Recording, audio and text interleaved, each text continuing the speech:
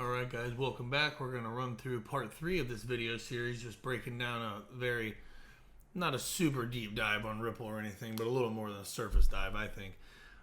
We left off with Brad Garlinghouse joining Ripple. We went over who he was, you know, the Yahoo, AOL, just the Peanut Butter Manifesto, all that stuff I was talking about. And that was when Ripple Labs finally changed its name to just Ripple. And that's where we left off. So now in 2016, SBI Holdings, Ripple and SBI Holdings established SBI Ripple Asia. SBI owns a 10.5% stake in Ripple. Ripple and SBI Holdings, Inc., a global financial services company, announced the creation of SBI Ripple Asia. The new company will build an engineering and sales force across Japan, China, Taiwan, Korea. Let me see if I can zoom in on this a little better. There we go. Countries to sell and install Ripple's enterprise solution for cross-border payments at banks across the region. A joint venture, SBI Ripple Asia, which is 50% owned by SBI and 40% owned by Ripple. So just to get into that a little bit, I don't know when this article was from. It was on Forbes. I think it was a couple years old, though, if I remember. Yeah, 20. I think it was in 2020. Or no, it has some 2021. Anyway, they have a market cap of $7 billion. It's diversified financials. They're in Japan. Yoshitaka Kitao is the main guy over there. For some reason, I think he just... Oh, this is as of May 13th, 2021. I didn't see it. I thought he left. But anyway, this is just talking about them. Let's see if we can get... Does he have like a... Yeah, so here he is also, you know, board of directors in Ripple. These people are, I mean, the Ripple effect is very real. I don't care what anybody says. This is just a base article where, excuse me, faster and safer next generation decision-making infrastructure using distributed ledger technology. That is exactly what Ripple, the XRP ledger is based off on, is DLT. Can directly connect with financial institutions with a single API and instantly and reliably transfer money into more than 40 currencies to more than 70 countries. So, you know, that's just this one little branch that they're working with. SBI is offering shareholders the option of getting XRP as a reward for second year. So I believe it wasn't their actual salary, but I think they were able to take their bonuses, if I remember correctly. SBI Holdings said shareholders with 100 or more shares can receive XRP worth that as a way of thanking him for support.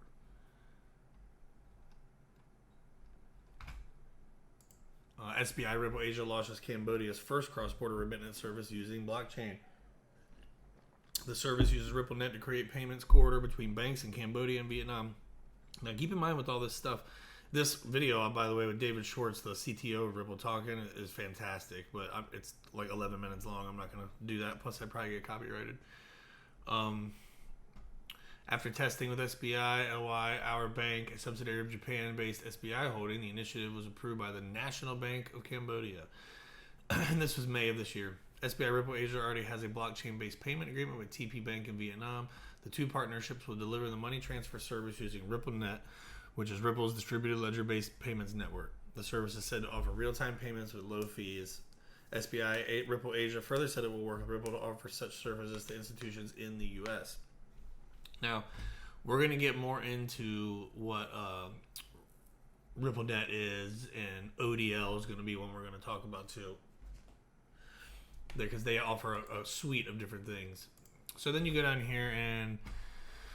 Let's see, where's it at? Ripple receives New York's first BIT license for an institutional use case of digital assets. So here's an article about that. I'm not going to read the whole thing, but it says here, it's really not that long, but earning the BIT license is an incredible validation of the institutional use of digital assets.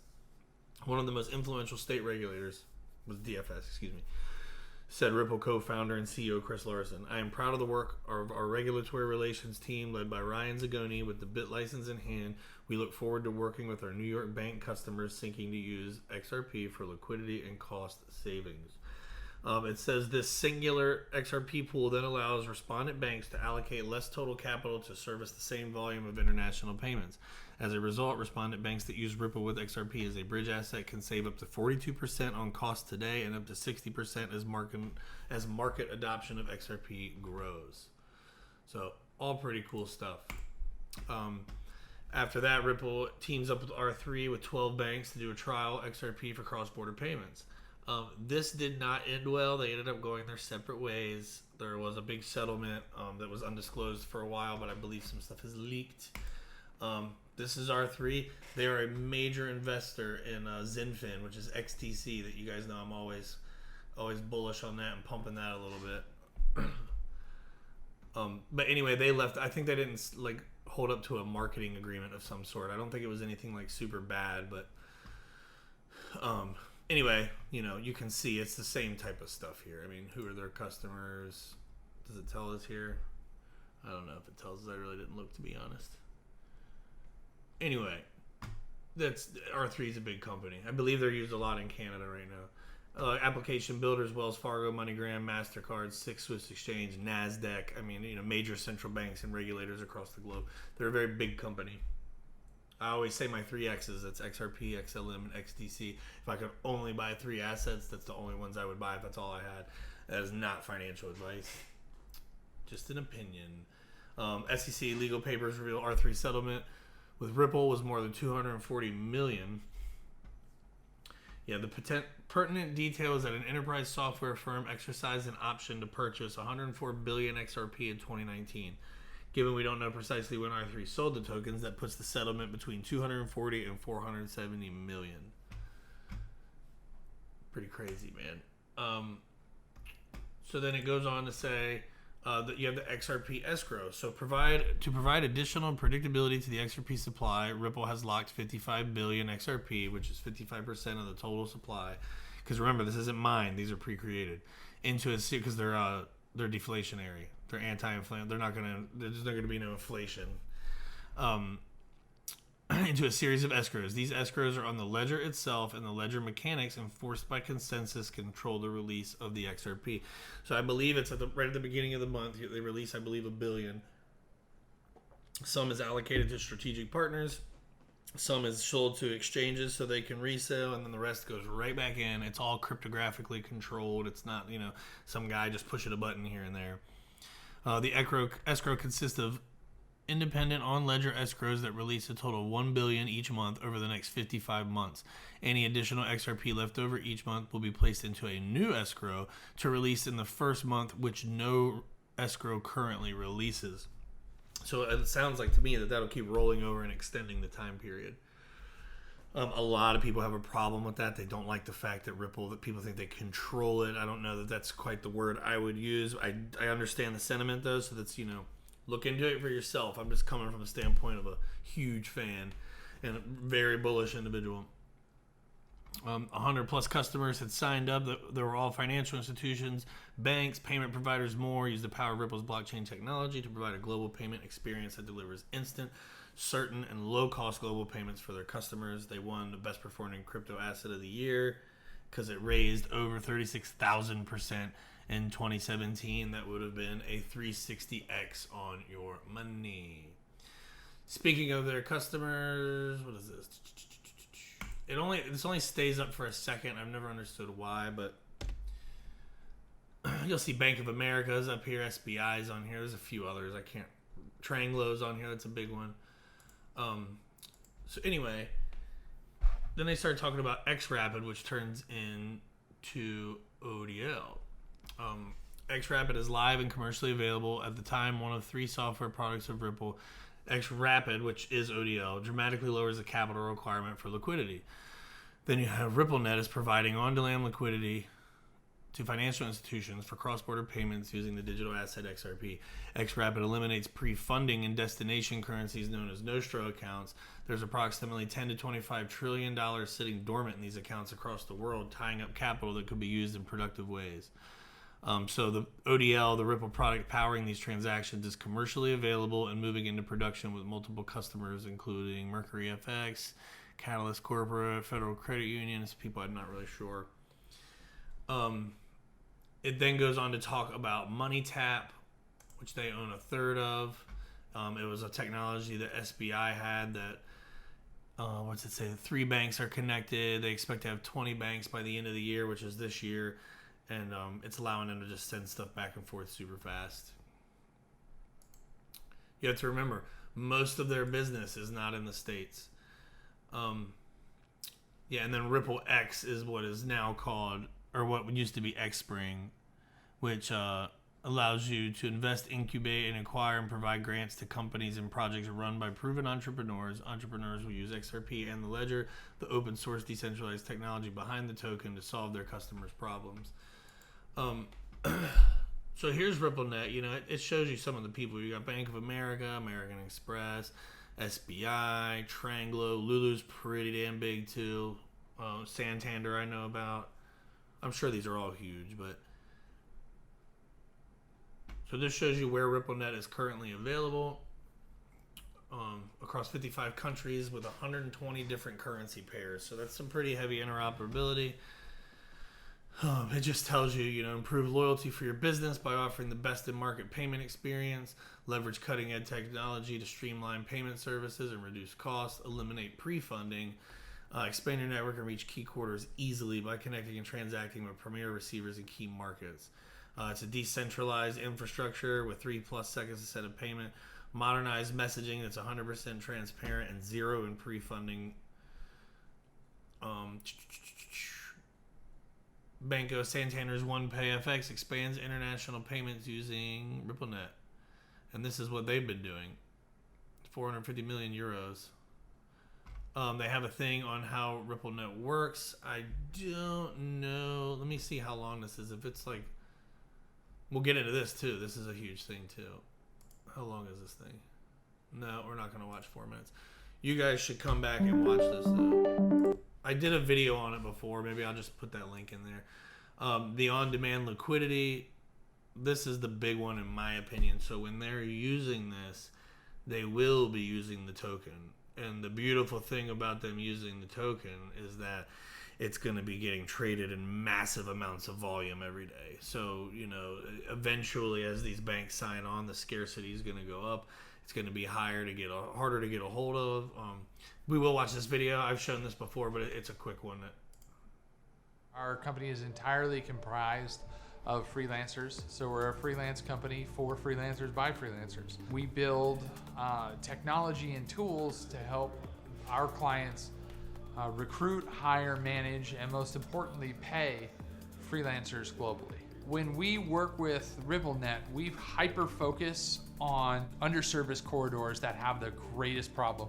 So we can go to parts of the world where there's the greatest opportunity for growth that are having the most difficult payment challenges. The guy in the Philippines who makes $50 a week, they've completed their timesheet, they're getting a payout over a long weekend. Someone who's making $50 on the other side of the planet cannot wait 3 days to get paid. And when they do, if we're working with maybe one of your industry counterparts that's charging $2 to $5 per transaction, that's 5 to 10%. Would you like to pay 5 to 10% of your salary just to the bank that sends you the money? Of course not. Working with RippleNet, we get rid of that fee and we solve the problem of the long weekend because the XRP ledger never sleeps.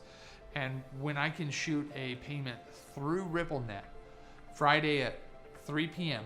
when all the banks are closed and they don't open again until Tuesday, that goes from fiat through XRP to fiat in his currency where he can buy groceries. And all of that happens in seconds. It's the future to work with money that doesn't sleep and doesn't close the door when the banks do. Yeah, so there's that. Hopefully I don't get a copyright for that little song in the background. They also are doing a line of credit thing for financial institutions. It's nothing that we would be benefiting from, but it is something they're just now starting to roll out. It does talk about here how MoneyGram was using ODL. MoneyGram, one of the world's largest money transfer companies, announced its plan to implement on-demand liquidity through RippleNet. What I love about ODL is that we're completely at the forefront of this technology. We're able to settle billions of dollars in seconds. The magic really comes from pairing MoneyGram transactions with Ripple's ODL. MoneyGram CEO says 10% of transactions between Mexico and US are using on-demand liquidity. Now, they did in that. They were also working with Western Union at one point, but the reason was not specified why it was terminated. But the Ripple Chief Executive Officer Brad Garlinghouse said in here that the companies were committed to revisiting the partnership in the future. It's called the SEC. I mean, let's just be real. So yeah, then we get into this. It talks about all the customers and stuff that are there. And if you go in here, this doesn't show everything, but this shows some stuff. American Express, MoneyGram, PNC, SBI, Santander, Interbank. They have a bunch of them. Bank of America, American Express, MoneyGram, Standard Chartered Bank, Royal Bank of Canada, National Bank of Abu Dhabi. It's not a small list, man. People act like this stuff's not happening. ISO 2022 is basically like a global standard here. The International Standards Organization established a universal standard in 2004 to bring legacy payment infrastructures into the modern world and help to enable global interoperability and an improved customer experience. It is steadily becoming the global standard for the world's cross-border payment flows. Ripple has been a leader in this shift, and our network, RippleNet, has been aligned with ISO 2022 standards from the start. And that's a fact. You go into here. I thought this was interesting. Ripple is pricey but has a clear business model. This is a pretty cool article. Ripple is an interesting case in the crypto industry. I like its business model and its utility. It has strong utility that adds value. It does not mean the price is cheap after a 600% rally in 2021. It could move higher but much lower too. That I don't agree with. The more people that start using this software, I mean, you think about it. The central banks are moving quadrillions of dollars every day. That's real. That's real money. So I don't know if they're moving it, but it's there. So the potential to be moved is way, way into the trillions. And I don't know what it's at right now, but it's been hovering around like 50 billion in the market cap. Well, you think about the fact that went to 1 trillion. I mean, that's 20 times the price there. And then add another 100 to that. I mean, it could get crazy real quick. That's not the only thing that drives price, but it is something, in my opinion, that's worth talking about. This is just the website that talks about ISO 2022, used by all financial standard initiatives. It's a pretty big deal. Ripple joins the ISO 2022 standards body, the first member focused on DLT. That was May 5th of last year. And then it goes into the article that we were just looking at. And here's from SBI Remit. It says, it is our duty to continuously search for superior technology solutions to deliver ever-improved remittance services for our customers. With the steady rise of remittance flows, we see Ripple helping us open up new revenue potential and better overall experience for our customers. It also goes down into here where it talks about Pay ID being offered. Ripple launches Pay ID, allowing users to send digital payments across multiple platforms. Ripple has dozens of partners, including Bitcoin wallet provider BitPay and a privacy-focused browser called Brave, but none of them are everyday names like Venmo, meaning Pay ID is for now just one more payment silo and an obscure one at that. That's all right, though, because now, if you go over here and say the Universal Payment Identifier, a better way for your users to send and receive payments. How long is this video? Let's face it, would you send emails if they look like this? So why are we sending money this way? Especially when address mistakes can make transactions fail. Or worse, make money go missing. But here's the fix. PayString. PayString is a universal payment identifier that turns complicated strings of numbers and letters into an intuitive format you can remember, like an email address, making it easier and faster to send and receive money in any currency across any payment network. Setting up your own PayString is simple. Connect in minutes to a supporting wallet or exchange, and you can even map all your wallets and accounts to a single PayString. Since PayString is an open protocol, it's straightforward for any developer to integrate with an existing application. PayString is supported by a coalition of leading exchanges, wallets, and banks, reaching over 100 million users. So join the movement that's connecting payments to people. PayString. Yeah, the PayString thing is really cool. they were talking about the Pay ID, but what I wanted to show you on here, the Open Payments Coalition or whatever, the founding members. So you got some big names here. I mean, Bitstamp, Bigo, Blockchain, Brave is huge. I mean, I'm using Brave right now to make this video. The browser. You guys should use it. They pay you. It's pretty cool. Bitru's on here. Fantastic exchange. Atomic Coil. You know, there's some people connected there. Who else is on here? Global ID. That's Greg Kidd rolling in. By the way, you should look at his portfolio. It's all money. Believe that.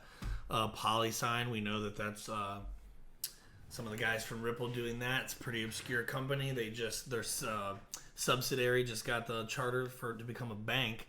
So we're going to see where that all goes. Unstoppable Domains and Ripple and Zoom, Uphold, all great. This is the official wallet of the XRP Ledger. Fantastic software. I use Unstoppable Domains. That's how you can send crypto to trueperception.crypto. It's through them. You should definitely go check them out. And then this pretty much led us to this, you know, all this cool information, right? It sounds great. Everything good's going on. And then boom, SEC charges Ripple and 2 executives with conducting $1.3 billion in unregistered security offerings. And that was on my son's birthday. That sucks. I'm not gonna tell him that. So yeah, that happened. You know, that fight's been going on. That'll be my next video. We'll get into some of the craziness in the legal battle. But for now, we'll just play this. And this is Rosie Rios, the former treasurer of the United States. I mean, if you pull the money, if you have any cash on you, pull it out and see if it says Rosie Rios on the signature. That is her. She has just joined the board of directors for Ripple, and here she'll tell you why. What do you think about cryptocurrency as a form of currency? Well, I think the train's already left the station in terms of cryptocurrency. You may or may not know that I just joined the board of Ripple, and the reason why I chose to join that board, it's, in my opinion, one of the few cryptocurrency options out there that has a credible and legitimate use. So financial institutions use it to settle cross-border payments. What do you think of... Yeah, so the former treasurer of the United States just said that's why. I mean, I think that's a pretty good indicator, me personally. You know, do your own research, whatever. But I think that's going to do it for the video. And the next one, I probably won't be as exhausted as I am. I'll try to do it earlier in the day. And yeah, I'll talk to you guys soon.